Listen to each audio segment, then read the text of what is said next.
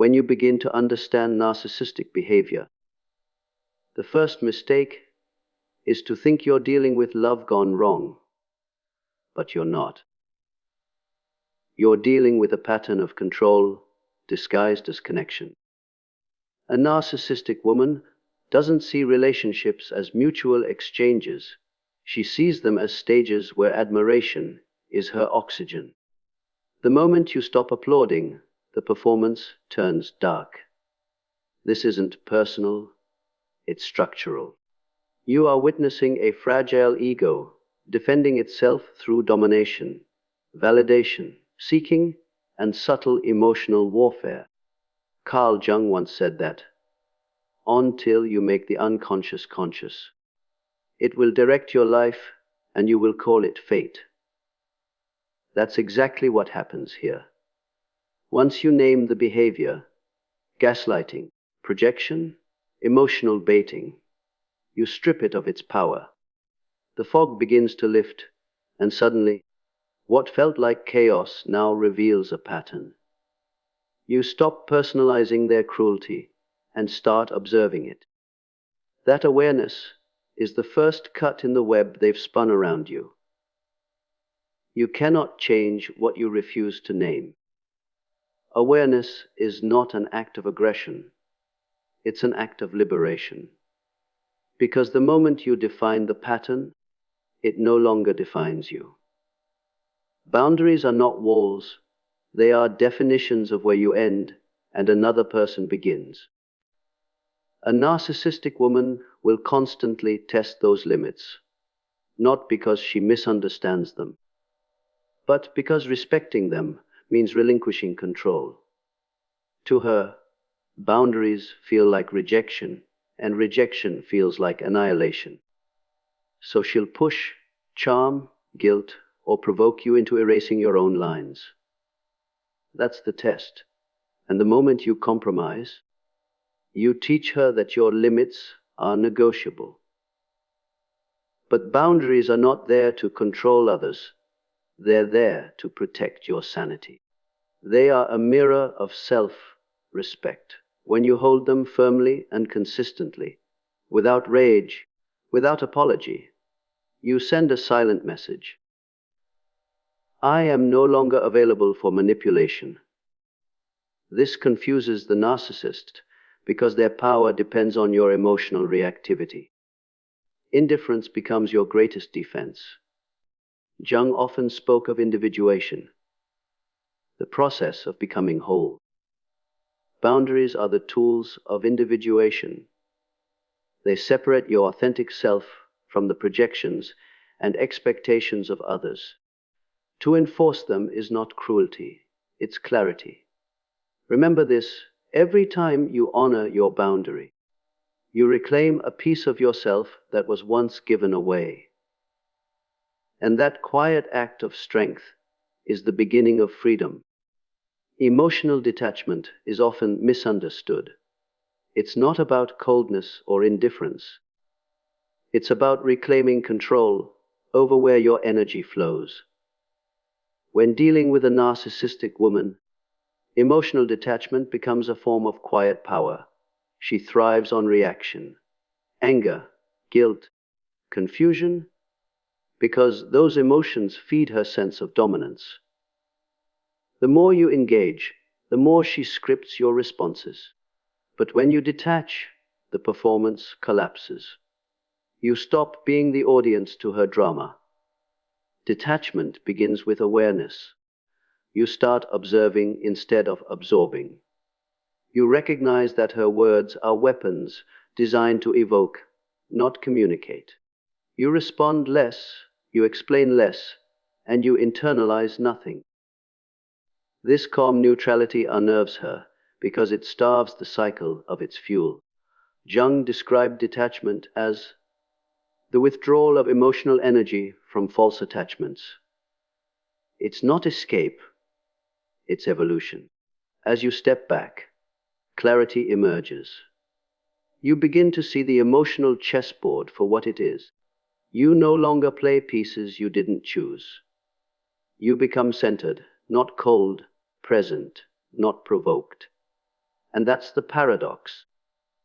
By caring less about controlling her, you gain complete control over yourself. Emotional detachment isn't surrender, it's sovereignty. When reason gives way to confusion, documentation becomes your anchor. A narcissistic woman will rewrite history without hesitation. Words, events, even emotions are reshaped to fit her narrative. This distortion isn't accidental, it's a tool of control. By making you doubt your own memory, she keeps you dependent on her version of reality. That's why keeping records of conversations, messages, or even your private reflections is not paranoia, it's preservation.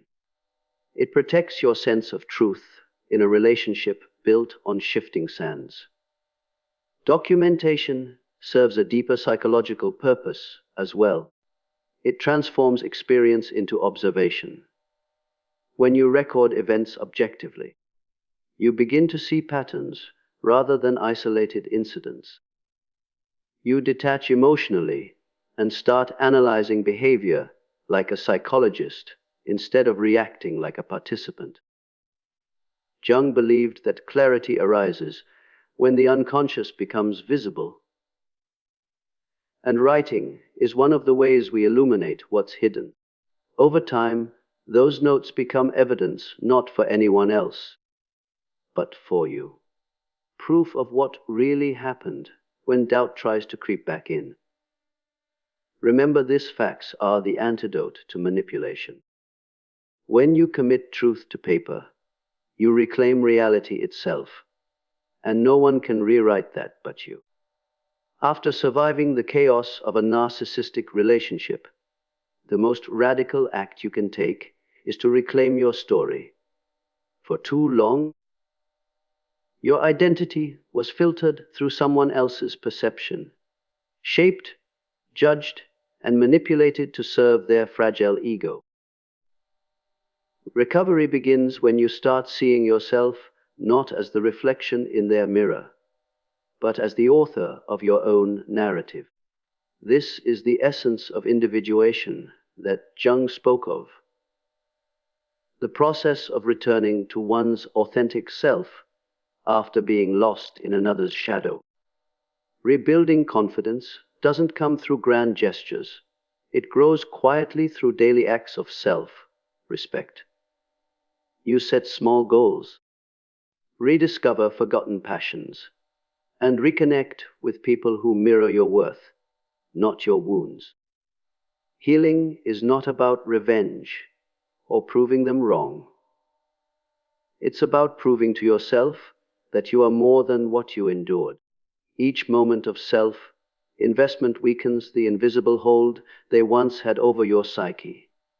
Over time, you realize the story isn't about how they broke you, but how you rebuilt. And that transformation, the turning of pain into purpose, is something no narcissist can ever touch. Because true power isn't taken back, it's remembered. No one heals in isolation. The narcissistic dynamic thrives in secrecy. In the silent corners where confusion and self-doubt grow unchecked. Breaking that silence is an act of rebellion and of renewal. When you begin to share your experience with those who see clearly, the illusion starts to crumble. Whether it's a trusted friend, a therapist, or a support group, speaking your truth aloud transforms it from shame into strength. You are no longer the only witness to your pain. Others help you carry it, examine it, and eventually release it. Allies do more than comfort. They mirror reality back to you when you can't trust your own perception. Jung wrote that the meeting of two personalities is like the contact of two chemical substances. If there is any reaction, both are transformed. That is the beauty of healthy connection. It changes you without consuming you. Building a safe system around you is not weakness, it is wisdom. Because independence doesn't mean isolation. It means having the courage to choose the right company. In the end, healing isn't found in solitude or in battle, but in connection. You rise by standing among those who see you clearly.